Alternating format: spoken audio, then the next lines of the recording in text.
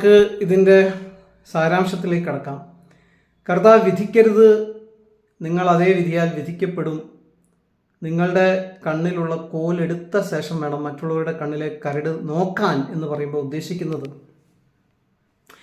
ഈ കർത്താവ് എക്സ്റ്റെൻഡ് ചെയ്ത് പറഞ്ഞിരിക്കുന്ന എല്ലാ ന്യായപ്രമാണങ്ങളും നിങ്ങൾ കൃത്യമായിട്ട് അനുസരിക്കണം എന്നല്ല. കർത്താവ് പറയുന്നത് നിങ്ങൾ ഉപയോഗിക്കുന്ന മാനദണ്ഡത്തെ നിങ്ങളൊന്ന് ശ്രദ്ധിക്കണം. നിങ്ങൾക്ക് അനുസരിക്കാൻ പറ്റുന്നത് നിങ്ങൾ മറ്റുള്ളവരോട് അവരുടെ മേൽ ചുമത്താനായിട്ട് പാടുള്ളൂ. ഇപ്പം നിങ്ങൾ ചുങ്കക്കാർക്കും